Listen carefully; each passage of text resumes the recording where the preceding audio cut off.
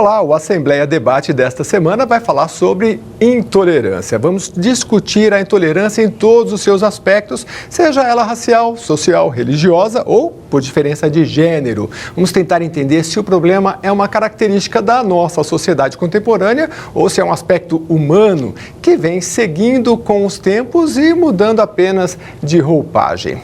E a gente começa o programa deixando no ar uma pergunta simples e ao mesmo tempo extremamente complexa. Por que será que somos intolerantes com o diferente? Para falar sobre esse assunto, recebemos em nossos estúdios o antropólogo Carlos Frederico Lúcio, que é o Fred, da ESPM. Também recebemos o professor de comunicação Patrício Dunhani, do Mackenzie. E ainda o coordenador do Movimento Nacional dos Direitos Humanos e do Conselho Consultivo da Associação Brasileira de Lésbicas, Gays, Bissexuais, Travestis e Transsexuais, Julian Rodrigues. Boa tarde a todos, obrigado pela presença. Nós temos aqui um vídeo introdutório para falar um pouquinho, principalmente dos acontecimentos bem recentes aí nos Estados Unidos. Vamos ver. Tiros em Orlando, uma pedrada na cabeça, uma lampadada na cara, ódio propagado em alguns cliques. Exemplos reais e que nos últimos anos mostraram a face sombria da intolerância, seja ela racial, social ou por diferença quanto à orientação sexual. Dois fake, viado, gay. O senhor pela se pegar tem que matar. Alguns números quantificam a falta de respeito com a diversidade. No ano passado, 252 casos de intolerância religiosa foram reportados ao Serviço Disque 100, da Secretaria de Direitos Humanos do Governo Federal. Há exatamente um ano, uma garota de 11 anos levou uma pedrada na cabeça enquanto esperava por um ônibus no Rio de Janeiro. Ela havia sido iniciada no candomblé há apenas alguns meses e usava roupas brancas, típicas de seguidores da religião. Ódio também contra homossexuais. Somos um dos países onde há mais assassinatos por motivação de orientação sexual em todo o mundo. Se um ataque homofóbico isolado matou 49 em uma boate em Orlando, nos Estados Unidos, aqui um homossexual morreu vítima da intolerância a cada 28 horas em 2015.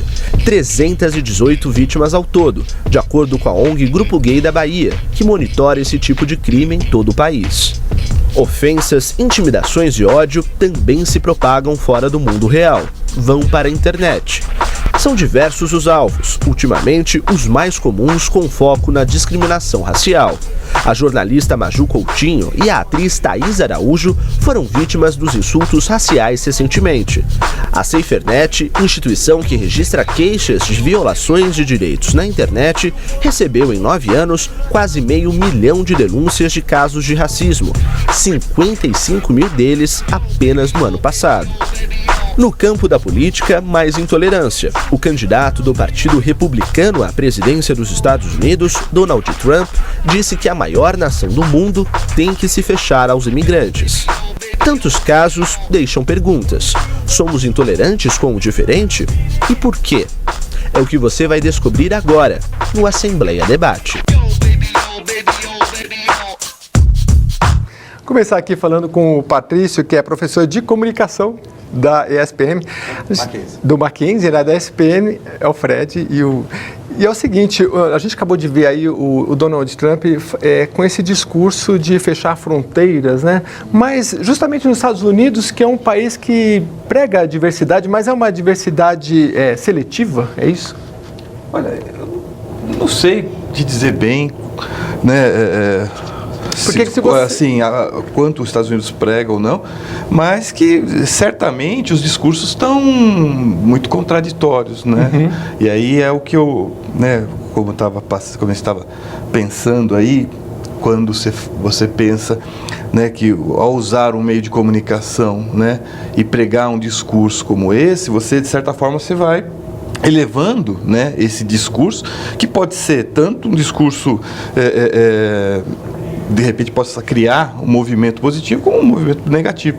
E aí você tem, né, quando, né, se pensa, por exemplo, no caso de Orlando, né, que parece que está em pauta no sentido dessa intransigência, né, há um debate por trás disso sobre justamente a influência, né, do meio de comunicação, principalmente das redes sociais, no ato daquele rapaz. Né?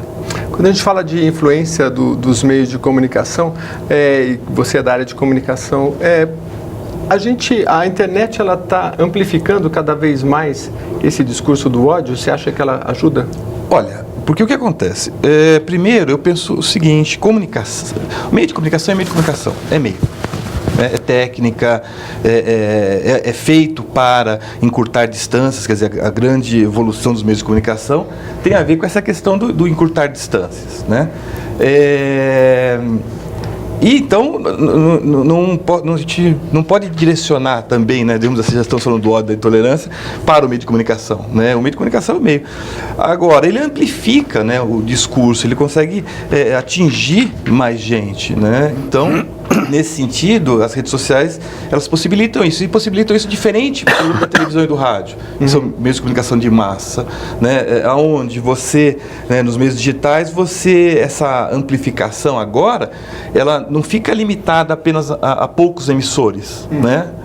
Ela está, assim, são muitos emissores, digamos assim, emitindo, exatamente. A um clique, né? E tem um geógrafo chamado Jerome Dobson, que ele cria um termo que eu acho bárbaro para essa questão, que chama Little Brother. Ele fala assim, não existe mais esse Big Brother, e acho que nunca existiu, ele vai comentar. O que existe hoje é o Little Brother. Então, a gente tem um monte desses pequenos irmãos, que somos todos nós, que estamos constituindo essa rede, né? E nessa rede ela vai apresentar o melhor e o pior. Tem que amplificar isso, né? Fred, nós estamos mais intolerantes ou é isso? Nós estamos tendo mais a oportunidade de falar nas redes desta intolerância, o discurso rápido? Eu acho que a gente tem um fenômeno que, sem dúvida alguma, acontece, que todo meio de comunicação, como ele é um meio de veiculação de informação, veicula ideias, veicula valores, veicula tudo o que você quiser. E o que a gente está vivendo no mundo contemporâneo com as novas tecnologias de informação e comunicação é justamente a expansão disso, a potencialização disso, né? Ou seja, hoje você consegue transmitir muito mais rapidamente para muito mais quantidade de pessoas. Consequentemente, os valores são mais expandidos, são mais difundidos. Agora, não apenas valores negativos. Da mesma maneira que você transmite mensagem, é fácil transmitir mensagens de ódio, mensagens de intolerância, depois a gente vai discutir um pouco as raízes da intolerância e tal, mas mensagens de ódio, mensagens de intolerância, de não aceitação, você também tem o espaço para reação contra isso. É preciso lembrar sempre disso, né? No caso da boate gay, né, o mais recente, o primeiro, o pai deste rapaz disse que era um problema que não era um problema de fundo religioso, mas de gênero. Agora, as religiões, elas têm sempre dificuldades com o gênero, e umas mais e outras menos? Eu acho que no caso do Islã, por exemplo? Precisa separar um pouco o que é o discurso do sujeito envolvido na coisa com o discurso de uma análise, né? Precisa separar essas duas coisas para quem está assistindo, que quando você faz uma análise, você está fora daquele contexto, você consegue enxergar muitas mais variáveis do que aquilo que a pessoa que está envolvida consegue enxergar. Então, isso é um ponto.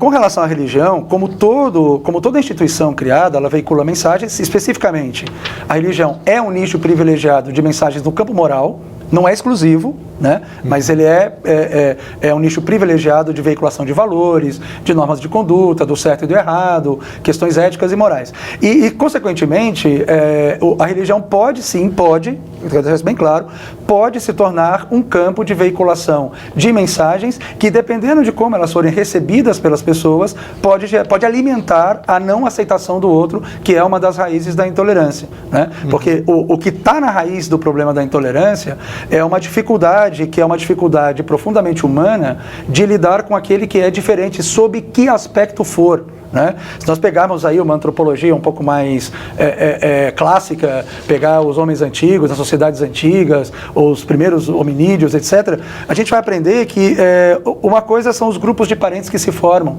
e aquelas pessoas com quem nós estamos acostumados a conviver. Portanto, qualquer pessoa que venha de fora, ela é um estranho, ela é um outro. E quase sempre esse outro é visto como uma ameaça. Vai depender da maneira como você vai ser educado, como você vai ser trabalhado para lidar ou não com esse outro. E eu trabalhei durante muitos anos com populações indígenas.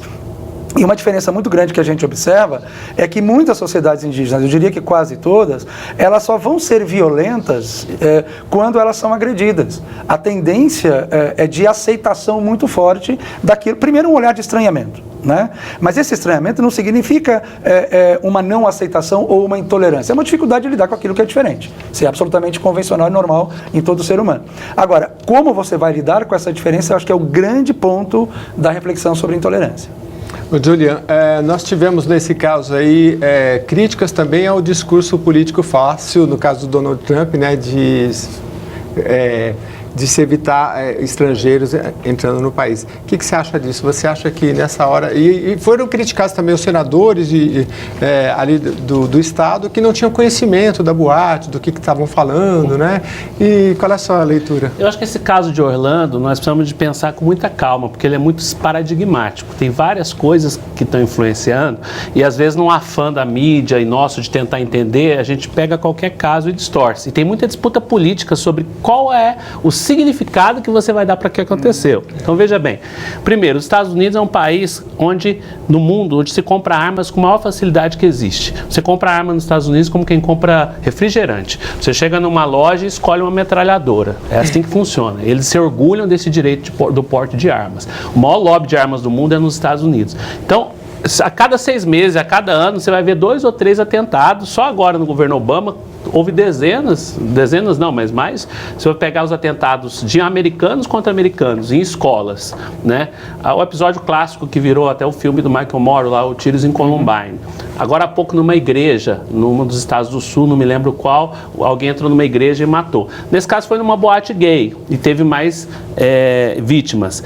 E óbvio, então, que a homofobia é um dos elementos, mas eu não creio que seja o único. Eu acho que a gente precisa entender essa cultura de violência da própria sociedade norte-americana. Porque, veja bem, o Omar, que foi o atirador, ele nasceu nos Estados Unidos, ele cresceu nos Estados Unidos, ele fala inglês e ele estudou nos Estados Unidos.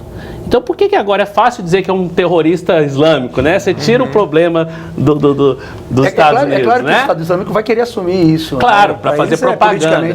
Sobre a questão que você perguntou do conhecimento, etc., o Trump, né? Tem uma onda conservadora muito grande no mundo e os Estados Unidos é um pouco o berço dessa onda conservadora. Eles têm um agrupamento chamado Tea Party dentro do Partido Republicano, que é fundamentalista, né? O Trump é um pouco a expressão desse crescimento do fundamentalismo e do racismo dentro do Partido Republicano. E esse discurso veio para o Brasil. Eu acho que esse é o nosso perigo.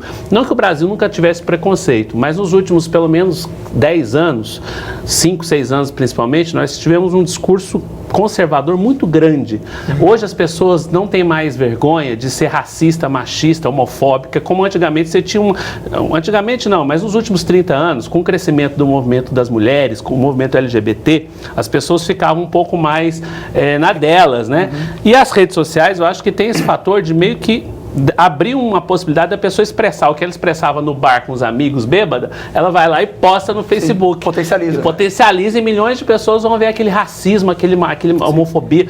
Não é à toa que cresceram casos de estupro, violência contra a mulher, casos de racismo, violência contra populações indígenas, violência contra praticantes de matriz africana e violência contra LGBT. Então você veja que é discriminação e preconceito está tudo articulado, é tudo junto. Tem a ver com esse discurso, eu já termino, de fundamentalistas religiosos, e não só, eles também, mas não só pastores e fundamentalistas religiosos, mas também, às vezes, comunicadores, às vezes até humoristas, cantores, celebridades, que pregam um pouco esses discursos que às vezes acabam nos levando para esse lado aí, né? Eu queria completar a fala do Júnior, eu concordo plenamente, e acho que a gente não tem, na outra ponta, uma campanha maciça para inibir, para coibir esses ódios todos que são veiculados. Ou seja, é fácil falar do ódio, mas é muito mais difícil combatê-lo porque você não tem uma ação estruturada, seja do Estado, seja de quem for. E essa é a bola aqui que eu quero passar para o Patrício, que é o nosso professor de comunicação, porque tem uma história de um vídeo que é eu não sei se eu sei falar o nome dele correto, é o El Gonin, que ele foi o cara que criou no Egito aquela página no Facebook, que acabou levando milhões de pessoas para... E ele disse, olha, a minha página, em 3 dias teve 100 mil acessos. Teve um jovem lá que ele viu morto se se identificou com aquele caso, e aí foi o início ali da Primavera Árabe. O que acontece? Ele falou, olha, a mesma internet, a primeira declaração que eu dei foi, se a gente quer libertar a sociedade, e aí entra o tema da intolerância, a gente só precisa da internet. Passado todo o processo, ele falou, eu estava errado, porque a mesma internet que levou milhões de pessoas para a rua, porque a história é bem interessante, porque ele não era conhecido, ele criou a página e depois ele foi preso. Quem sabia que ele tinha criado aquela página, que levava todo mundo para as ruas, porque era anônima, os amigos dele falaram, olha, o cara foi preso, estamparam a foto dele, ele ficou 11 dias preso, aí libertaram ele. 3 dias depois o ditador foi deposto. Só que daí o que aconteceu? As mesmas pessoas foram para a internet e derrubaram o primeiro governo eleito democraticamente. Então ele falou, olha, vou repensar tudo isso. Ficou muito tempo ali sem se manifestar nas redes sociais e voltou dizendo o seguinte, olha, precisamos criar uma nova forma de nos expressarmos, um pouco mais de profundidade, menos o discurso do clique, do ódio, e ele inclusive criou uma plataforma de forma que as pessoas possam dialogar, se aprofundar mais e ouvir mais, porque a gente está falando de intolerância, a intolerância é justamente muito mais emocional do que racional, não é, professor? E a gente não pode criar um mecanismo de redes sociais que tendam a aprofundar mais o debate, a ouvir mais? A rede, muitas vezes ela é rápida, ela é fácil, só que ela tende, muitas vezes, a uma superficialidade, né? Justamente por ser rápido e fácil. E ela vai transformando a conversa comum, né? Numa conversa, digamos assim, descontraída, ela pode se tornar numa conversa descontraída mundialmente. Então, eu fico pensando, né, muitas vezes, né, com a dinâmica da internet, que, de certa forma, essa intolerância, ela já estava aí, né? Mas ela não se amplifica mais? Exato, ela se amplifica. Ela é mais fácil, justamente, de ser apresentada, né? Então, e aí eu fico pensando também que o aumento de casos, por exemplo, se os meios de comunicação também não são também responsáveis por apresentar casos que não estavam sendo vistos. Mas não só os meios de comunicação, né? Porque, por exemplo, a gente não tem uma dificuldade de lidar com o rumor. Às vezes a gente vê uma coisa na rua, a gente vê uma fumacinha, daqui a pouco a gente vê na rede social, bomba não sei em qual rua, né? Então, mas uma coisa que eu acho que a gente precisa nessa conversa separar, e que eu acho que a gente está misturando as duas coisas, é intolerância de ódio. Sim. Né? Nem toda intolerância se manifesta com ódio, se manifesta com violência. Né? Eu posso simplesmente ser um intolerante, uma pessoa que não tolera, ou seja, não aceita absolutamente nada do outro, porque esse é o princípio da intolerância, é um tipo de relação com o outro em que eu não aceito absolutamente o outro, eu posso simplesmente apagá-lo, ignorá-lo e virar as costas. E simplesmente não deixar que ele tenha acesso. Isso é uma manifestação de intolerância. E não é difícil nós encontrarmos esse tipo de comportamento. Outra coisa, o que nós estamos discutindo aqui, é a intolerância violenta. É aquela intolerância que é provocada por um ódio, aí sim ela é passional. Então pergunta, né? Ela é passional, mas ela também, pode, e tem, aí tem a ver com a tua primeira pergunta com relação à religião, ela pode, e frequentemente ela tem também raízes culturais, né? São valores que você aprende, são valores de não aceitação, isso com gênero é muito comum, isso com religiosidade é muito comum, que é um campo onde isso está presente, que nós não comentamos aqui, futebol, né? No esporte. Temos aí as torcidas únicas aí recentemente. Exatamente. Qual é a sua opinião? Então, eu não acredito que a unificação forçada, aliás, nenhum exemplo da história mostra isso, que isso é bem sucedido, ela vai resultar em alguma coisa. Porque, primeiro, porque você apaga algo fundamental, que é a convivência com a diversidade.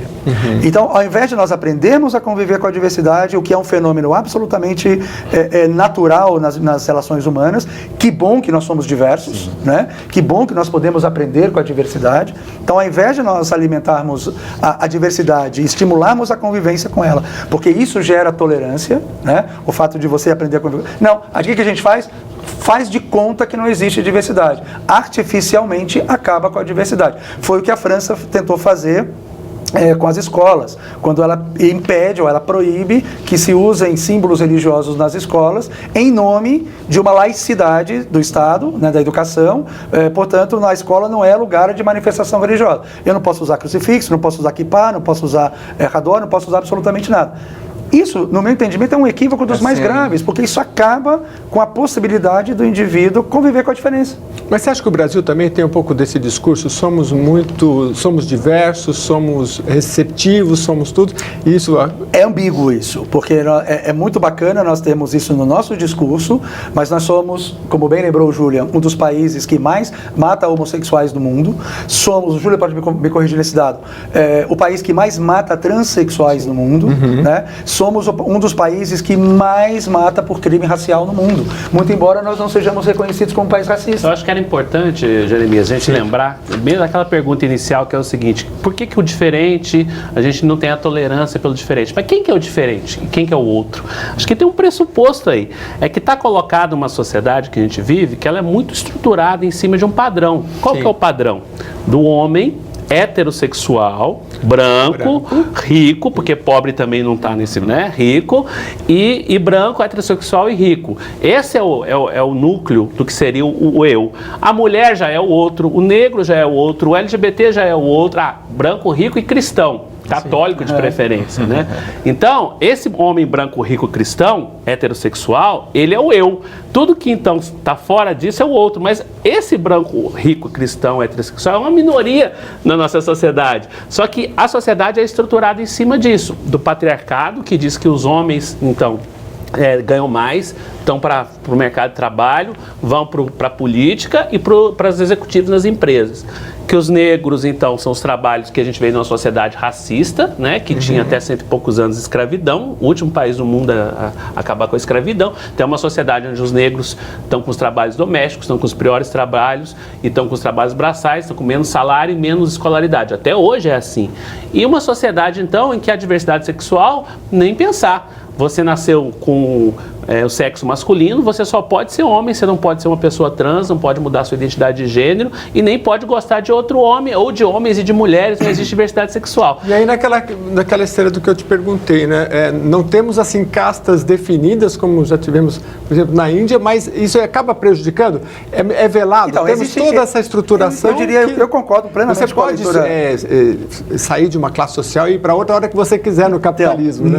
Não temos o discurso. É o discurso, né? Não temos castas na realidade, mas no imaginário temos.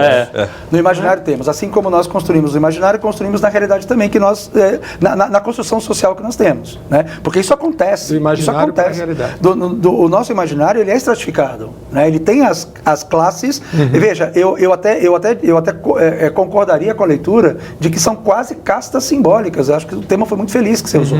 Porque a diferença, para quem está ouvindo é leigo em sociologia, é que casta você não pode transitar entre uma e outra. Exatamente. Nas classes, não. E aqui a gente teria a liberdade de É quase isso. É quase que... Eu estava citando até um exemplo de uma grande antropóloga brasileira que fez trabalho sobre racismo, a professora Lilian Schwartz, que conta uma história muito interessante sobre uma entrevista que ela fez no interior de Minas com um senhor que é negro, né? Isso é um relato dela, um senhor que era negro e ficou rico na cidade e tal, e o discurso que ele fez para ela, o texto que saiu da boca dele foi: professora, ele enriqueceu, né? Professora, quando eu era negro, a minha vida era muito difícil.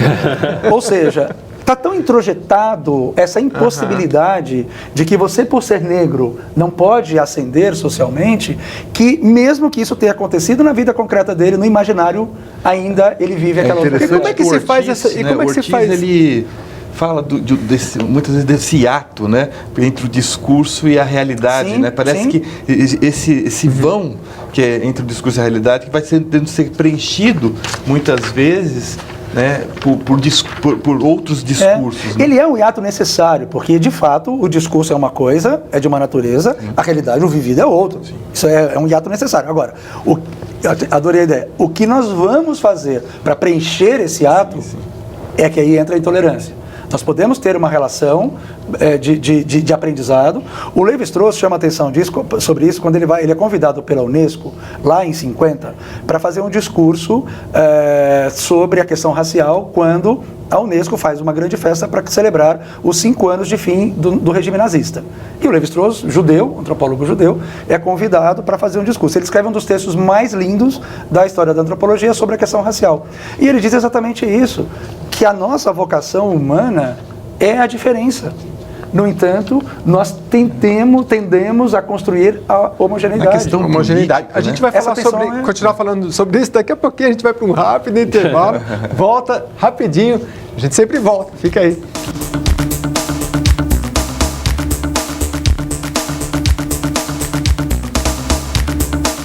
Voltamos com o programa Assembleia Debate, que hoje fala sobre intolerância. E para discutir esse assunto, nós recebemos em nosso estúdio o antropólogo Carlos Frederico Lúcio, o Fred, da ESPM. Recebemos também o professor de comunicação Patrício Duniani, do Mackenzie, e ainda o coordenador do Movimento Nacional dos Direitos Humanos e do Conselho Consultivo da Associação Brasileira de Lésbicas, Gays, Bissexuais, Travestis e Transsexuais, Julian Rodrigues.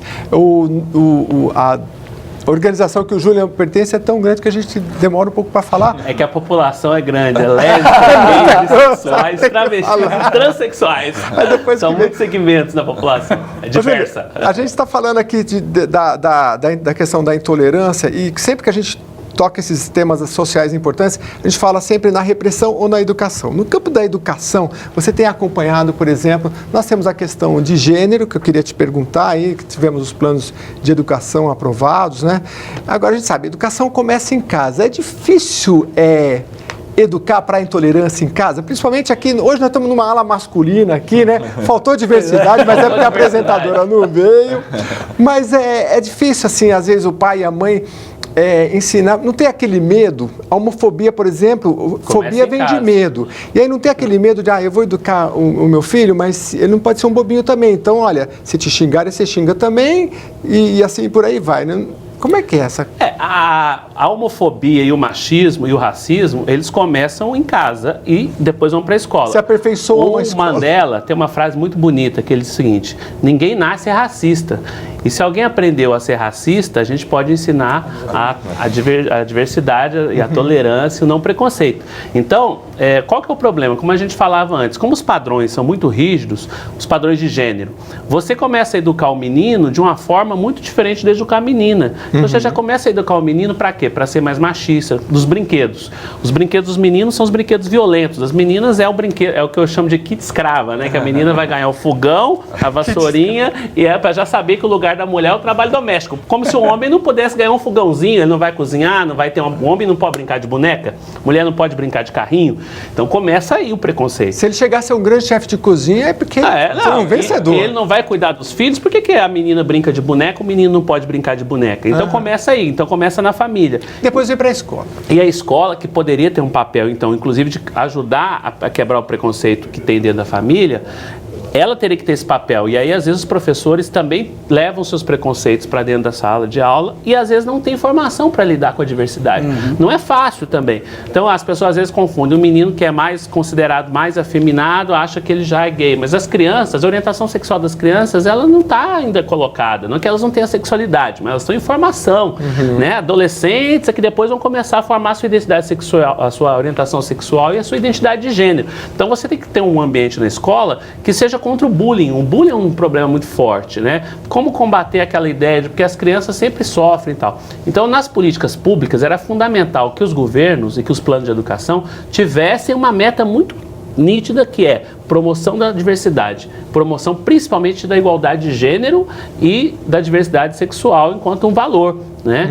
E aconteceu uma coisa muito ruim nos últimos 3, 4 anos, que foi o seguinte: quando aprovamos o Plano Nacional de Educação, ele previa lá, especificamente, quando ele foi aprovado na Câmara, igualdade racial, igualdade de gênero, né, e direitos humanos. Quando ele foi para o Senado, começou um debate grande, voltou para a Câmara e a versão final do Plano Nacional diz só direitos humanos e diversidade de maneira geral. Tirou toda a discussão de gênero, que é um acúmulo da academia, da universidade e do movimento de mulheres muito antigo.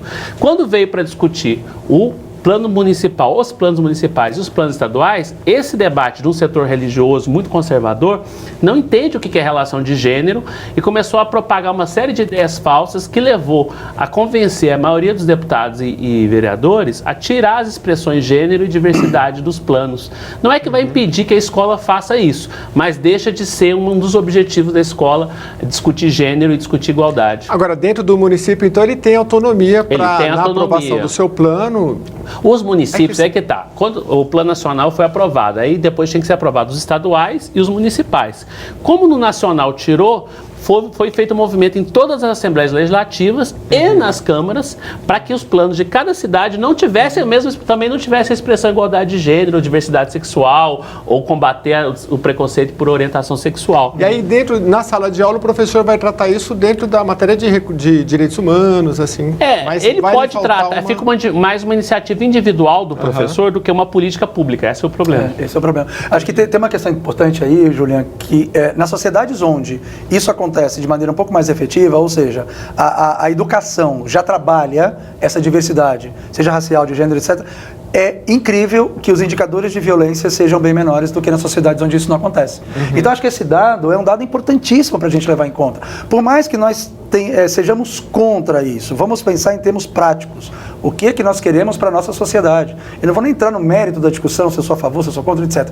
O que é que nós queremos para a nossa sociedade? Que tipo de sociedade nós queremos construir? Uma sociedade mais justa, uma sociedade em que as pessoas tenham mais voz e mais vez, uma sociedade menos violenta.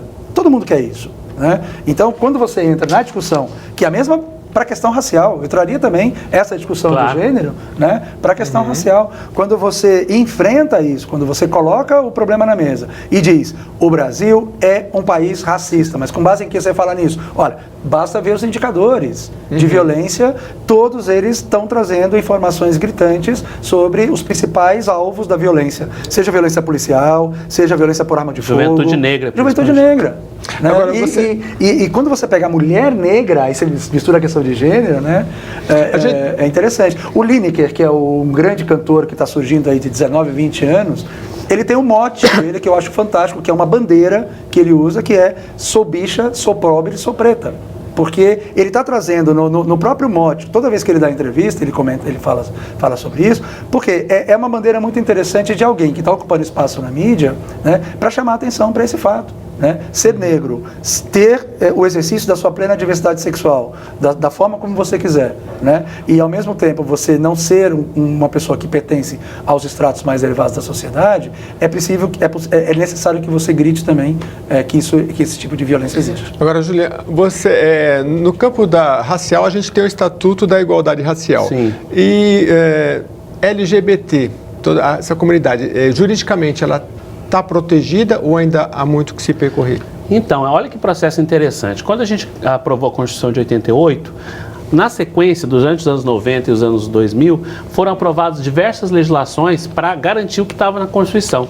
Foi aprovado o Estatuto da Igualdade Racial, o Estatuto do Idoso, o Estatuto Indígena, da Pessoa com Deficiência, a Lei Maria da Penha, a Lei contra o Racismo, o Estatuto da Juventude. São inúmeros projetos de lei que foram aprovados que protegem setores específicos.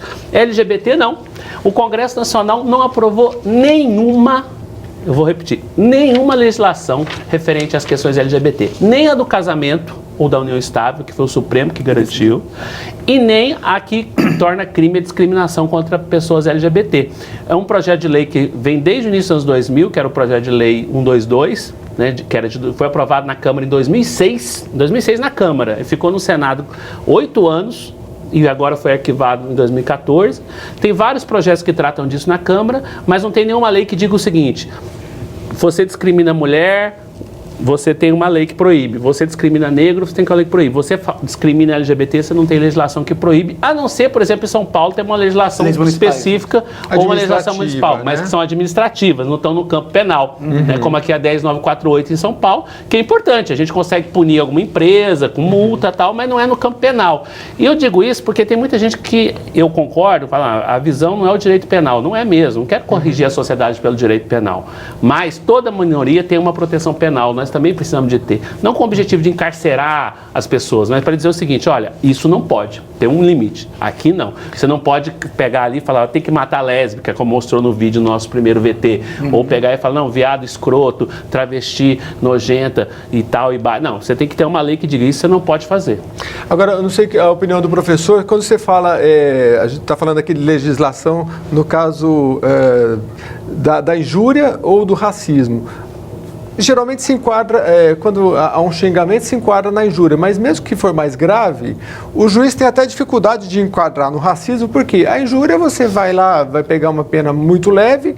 Se você for enquadrado no racismo, a pena é imprescritível, ela é muito pesada, né? Agora, nesse campo do LGBT também, teria que ter no campo do racismo também, teria que ter uma legislação mais adequada, né? Para enquadrar realmente, né? É uma construção, na verdade. Talvez a gente não tenha nem palavras, né? Eu acho que, no sentido de pensando aí, né? Campo da comunicação, quer dizer, usamos as palavras e talvez não construímos os discursos de proteção, os discursos de diversidade, discursos de tolerância, eles estão sendo construídos. Mas, ao mesmo tempo, também há de se pensar que precisa de um tempo para isso. Né? Que é importante a luta, é importante a apresentação da questão, é importante, mas também que é preciso esse amadurecimento. Eu acho que os meios de comunicação, a gente não pode... digamos assim, querer funcionar como se utiliza os meios de comunicação, como se a coisa fosse de hoje para amanhã. E que, né, já há muito tempo, como o Julian colocou, já se vem construindo esse discurso e que há de se perceber que encontram-se avanços. Não há, só o fato de a gente estar debatendo isso aqui, né, no meio de comunicação, já é um grande avanço. Então, a gente fala muito o senhor que é da comunicação, do politicamente correto. O senhor é totalmente... porque tem muita gente que fala que é totalmente avesso, né? Mas o politicamente correto também, de certa forma, não é um avanço. Olha, eu digo assim... Pelo menos... Nenhum totalmente. Nada totalitário nesse sentido. Porque... a gente vai eleger um discurso politicamente correto, é sempre eleger um discurso, né? Então você vai eleger aqueles limites, então de repente eu posso colocar determinados grupos fora do meu discurso de totalmente correto. Então, eu acho que sem totalidade. Jeremias, eu queria só comentar sobre isso, que eu acho que isso é uma questão importante. Esse termo, politicamente correto, ele vem dos Estados Unidos, dos anos 80. A língua de madeira, né? E ele foi uma reação, um termo criado pelos conservadores norte-americanos para estigmatizar e isolar justamente quem estava defendendo os direitos das mulheres e LGBT. Ele não é um termo neutro. Então, veja, o que é ser politicamente correto? É parar de fazer piada machista? Então eu sou politicamente correto. Certo. É não ofender um homossexual? Então eu sou politicamente correto. É não ofender... Então, veja, na verdade, o que ele chama de politicamente correto é o discurso. É o direito humano, é você não ofender, não fazer injúria. É que essa expressão foi criada justamente para tentar colocar na defensiva quem luta por direitos e quem luta por... Porque, claro que isso acaba sendo no discurso e não na prática. Você elege o discurso. Sim, mas veja, os discursos, tem um autor, eu não vou dizer qual mas é um autor muito conhecido do século XIX, ele dizia o seguinte: as ideias, quando elas penetram nas massas, elas viram força material. Então, eu não preciso de apertar o gatilho ou bater a lâmpada, mas se eu faço um discurso homofóbico, transfóbico, alguém vai lá e bate a lâmpada, mas o discurso que eu fiz é coautor daquele crime. Entendi. Entende? Então, quando o Trump fala contra os imigrantes, ele está incitando ódio para milhões de pessoas que vão matar imigrantes na sequência. Você cria um clima de incentivo ao ódio. Então, o discurso ele não pode ser neutro nunca. O discurso é um tempo de disputa. Eu queria voltar... político, né? O discurso é político. A questão da educação que você trouxe agora há pouco, que é só para também acentuar o seguinte: a gente tem recebido, eu pelo menos, eu falo isso pela minha experiência docente, a gente tem recebido jovens na universidade que a cada ano, eu percebo isso no campus, são 3.000 jovens que a gente tem lá, a cada ano são jovens que têm uma cabeça um pouco mais aberta com relação a essas questões todas que a gente está discutindo aqui, né? Isso é muito interessante porque são jovens que vêm muitas vezes de escolas em que isso é trabalhado.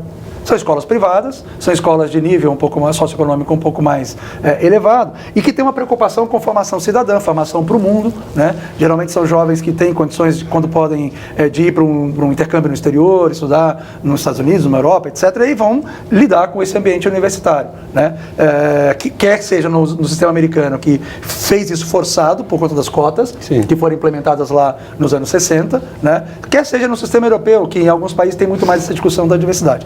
Então, acho que tem uma coisa bacana também para a gente pensar, para não pensar que é só um lado negativo, que é o quanto que a educação é importante para a criação dessa consciência da aceitação, e isso é fundamental para acabar com a intolerância. Claro que muitas vezes, isso a gente tem testemunhado também, e aí entra na tua questão do politicamente correto, que entra numa espécie quase que, muitos deles entram numa espécie de policiamento às avessas. Então ninguém pode falar absolutamente nada, ninguém pode fazer um comentário, porque isso, você está sendo homofóbico, você está sendo preconceituoso. Isso é muito complicado, porque aí entra uma outra questão que só isso dá um outro debate, que é uma tendência que nós temos quase sempre de policiar o comportamento do outro, né? Quando você combate algo, é importante, né? Mas ao mesmo tempo o perigo que você tem nesse combate de acabar com o outro nesse sentido. E aí eu chamo a atenção, brincando um pouquinho com as palavras, que é a função um pouco do antropólogo, né?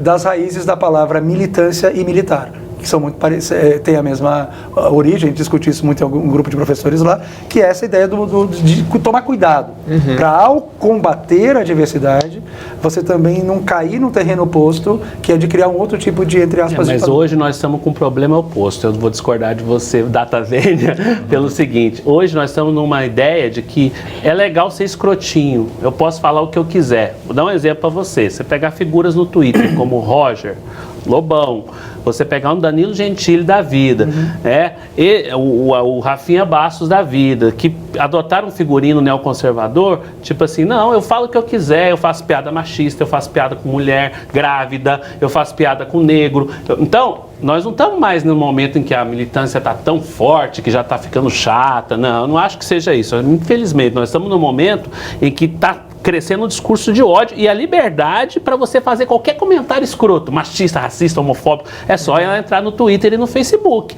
Então, olha, não teve gente falando que foi... aquela cantora Joelma não falou que coisa boa que morreram lá na Boate Pulse, que deviam estar na igreja rezando? Como se na igreja nos Estados Unidos também foram mortos os negros lá por alguém. Então, assim, olha o que as pessoas estão falando. Então, Júlia, mas é que assim, só acertando um pouco o discurso, eu não disse que não é necessária. Não é isso. Mas é só tomar o cuidado. Porque às vezes, isso eu tenho testemunhado, né? Que na tentativa da autoafirmação, eu vejo isso muito. Eu até citei para vocês o exemplo ali fora da questão da música nos anos 70. Na tentativa de se autoafirmar, o perigo, não digo que isso necessariamente vai ocorrer, mas o perigo que a gente tem também de acabar caindo no outro lado, de exercer exatamente aquilo que a gente está combatendo. Né? Porque a diversidade existe, precisa ser construída. Agora, professor, vocês falaram aqui também no intervalo sobre cotas, né? Eu queria saber da opinião de vocês. Inclusive, a gente falava aqui também que hoje temos as cotas das escolas socio-raciais e até no âmbito político. O Julian falava que é uma cota, por exemplo, para parlamentares, mas que não se... Para mulheres, né? No caso das mulheres, que seria de 10%. Mas no caso das cotas raciais, qual é a sua opinião? Você acha que é necessário? Então, eu acho que aí independe da minha opinião, não. Já existe uma lei aprovada e acho que existe um dado fundamental que as pessoas precisam entender. Por maior que seja o seu discurso contra as cotas raciais na universidade, houve uma votação da Suprema Corte Brasileira, do mesmo STF que está sendo admirado por combater a corrupção, foi o mesmo STF que aprovou unanimemente, disse unanimemente que o sistema de cotas, o projeto que tramitava no Congresso, que incluía o sistema de cotas, que depois acabou sendo sancionado em agosto de 2012 pela presidente Dilma Rousseff, esse projeto não era inconstitucional, não feria o direito às igualdades, as igualdades que as pessoas precisam ter, o princípio da igualdade. Sim. É isso que eu queria lembrar. Isso para dizer o seguinte, todos eles, e se você pegar, tem lá no site do Supremo, o discurso de todos eles, a votação, porque a votação é precedida, né, de um discurso, embasando essas decisões. E todos eles, andaram na seguinte argumentação: é sim uma correção de uma distorção histórica brutal, né? É sim uma correção de um erro. Portanto, quando você fala de cotas, você aumenta... Primeiro, quando você fala de cotas, você fala de exclusão. Você está falando de exclusão, então você está criando um mecanismo para promover essa inclusão. E você, alegando a questão da correção histórica, e outro argumento que eu acho muito interessante, isso foi o sistema de cotas no Brasil, o sistema não, as primeiras universidades começaram a adotar as cotas em 2000. Né? A UERJ, depois a UNB e outras foram aderindo. Nunca houve um sistema de cotas até 2012, quando essa lei entrou em vigor. Só a partir daí que se pôde falar de um sistema de cotas nas universidades públicas brasileiras federais. Houve uma pesquisa feita por alguns organismos da imprensa, entre eles a Folha de São Paulo, para se perguntar o seguinte: o que é que aconteceu com as universidades de 2000 até 2012, até 2011, né? Para aqueles argumentos todos: vai promover desigualdade porque as pessoas vão entrar, vão ser privilegiadas, vão ser favorecidas, a concorrência vai ser desleal, e uma série de argumentos que as pessoas não vão ter condições de continuar e vão largar e etc. O que essa pesquisa mostrou? Nenhum desses argumentos foi comprovado, muito pelo contrário. Aumentou a diversidade na sala de aula das universidades públicas, que era praticamente branca, elitizada, etc. O rendimento dos alunos cotistas foi absolutamente satisfatório, quando não ligeiramente superior. Né? Então esses argumentos vão por terra. Então não se trata de ser contra ou ser a favor. Eu entendo que o sistema de cotas que foi implementado no Brasil, eu sempre disse isso desde o começo, desde 2000, ele levantou uma discussão que estava oculta. E nós estamos falando de um país que cerca de 60% são de negros. Exatamente. E pardos. E aí você vai para as pesquisas na área empresarial. Um instituto como o Instituto Ethos, de Responsabilidade Socioambiental Empresarial, já há mais de 10 anos promove, estimula as empresas filiadas a ele a promover políticas de integração racial e, recentemente, políticas de integração por gênero também. Né? Com orientações, com uma série de debates, etc. Eles têm dados muito interessantes de como é dramático o quadro da discriminação racial nas empresas. E se você pega uma cidade como Salvador, por exemplo, que é uma cidade reconhecidamente que se orgulha de ser negra, né? É uma cidade em que nem 7, na época que a pesquisa foi feita, acho que nem 6 ou 7% dos cargos de diretoria das empresas eram exercidos por pessoas negras, enquanto que os cargos considerados inferiores, né, pessoas que têm funções mais simples nas empresas, 80 e poucos por cento eram de pessoas negras. Então esse dado é um dado gritante. Acho que tem que a cota faz sentido, né, nessa questão histórica e dessa construção, dessa não vou dizer compensação, mas dessa repensar a nossa história.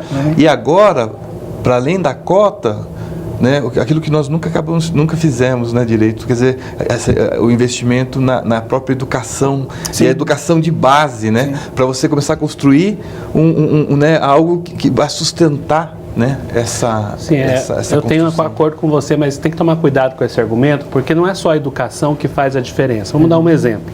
Você tem uma pessoa que estuda na Zona Leste de São Paulo, cuja mãe deixou ela na creche desde criança, é filha de uma família mãe solteira, estudou precariamente numa escola muito ruim, né? E mesmo que ela melhore, tem uma outra pessoa que é filha de um médico de classe média, etc., e vão disputar a mesma vaga. Então, mesmo que a educação daquele ali melhore, o outro foi para os Estados Unidos, fez curso de inglês. Então, veja, quando você fala de cotas, não é só cotas, são políticas afirmativas. Sim, então, elas são muito amplas, e não são só para os negros, nós precisamos de ter uma política para as mulheres.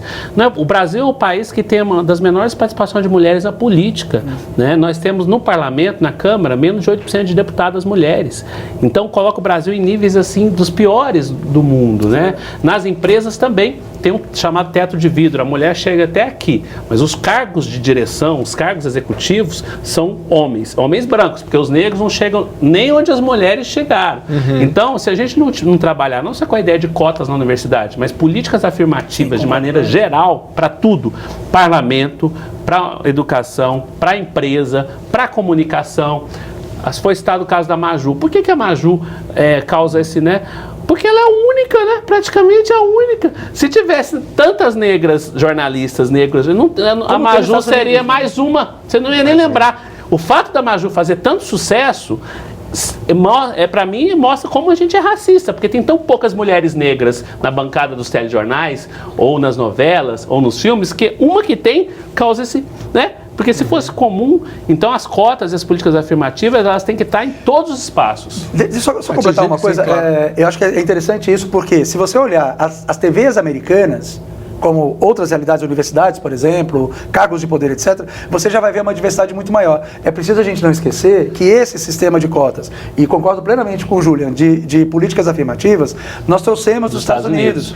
Isso começou nos Estados Unidos, isso é datado, começou nos anos 60. Exatamente com o movimento negro, né? Mas depois se expandiu para outros segmentos da sociedade, né? Hoje a política de cotas americanas, ela expande muito mais do que simplesmente a questão dos negros, mas entram outras etnias também. Eu assisti a uma palestra da Hillary Clinton aqui em São Paulo, em 2010, 2011, não me lembro, quando ela veio falar numa universidade aqui em São Paulo, que é a Zumbi dos Palmares, que é voltada para o público negro, para a questão negra, e ela falou 15 minutos sobre a questão das cotas nos Estados Unidos. O que eu achei curioso não foi como secretária de Estado, ela falou como professora universitária que ela já foi e que recebeu alunos cotistas. E ela falava coisas interessantíssimas a esse respeito, que tem a ver com políticas integrais de educação, que não só... A cota é uma porta que abre, discurso dela. Tem que ter uma política de assistência estudantil, porque você coloca a pessoa lá, por exemplo, e não dá para ela assistência, por isso que a política afirmativa é mais ampla. Exatamente. Ela não é só a cota, são uma série de mecanismos que promovem essa reparação. É compensação mesmo, não tem problema em falar, é uma compensação histórica para uma sociedade que historicamente discriminou mulheres e negros. Então, mas a educação e a estrutura, né? É isso que você está colocando. E quando a gente está falando, o tema aqui é intolerância, as políticas afirmativas atacando em todas estas áreas, seja no campo do LGBT, ou racial, ou não, se procura atacar especificamente... Em todas porque as um preconceito, ele está sempre ligado ao outro, se é negro, e também tem a questão social que a gente falou aqui, né? Porque se você se é negro e se é homossexual, mas se estiver na periferia, aí a agravante é maior. Claro, né? exato. Então, as políticas sociais tem que estar juntos. Perfeito o que você falou.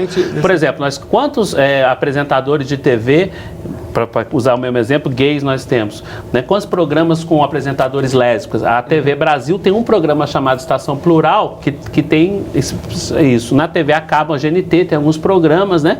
Mas se você for olhar, você não tem. Nos Estados Unidos você já tem âncoras de telejornal muito respeitados que saíram do armário, como a gente diz, e não, são gays conhecidos. Então isso tem a ver com a visibilidade, né?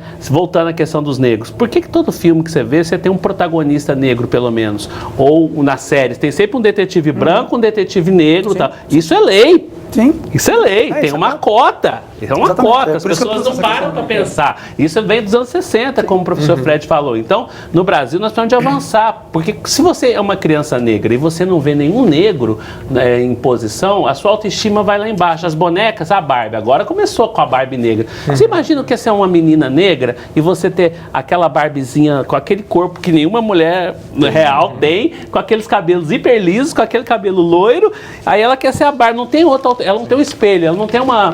Né? Então isso acaba com a autoestima de negros. Tem uma questão interessante também, que eu sempre trago isso quando eu discuto com os meus alunos, que é o seguinte: cotas para mulheres no sistema político partidário brasileiro existe há mais tempo do que as cotas raciais que foram aprovadas em 2012.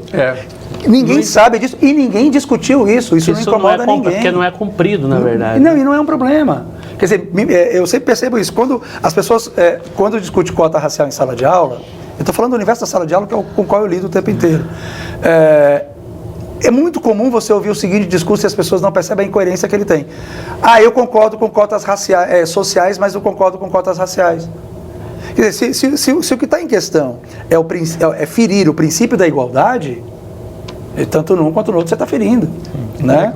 Bom, o programa chegou ao fim, a gente poderia continuar debatendo esse tema e eu gostaria de agradecer bastante ao Patrício, ao Julian e também ao Fred, que participaram aqui com a gente, trouxe a contribuição acadêmica, a contribuição ali da sala de aula e de todo esse conhecimento. A gente volta na próxima semana com mais um tema para você. Até lá!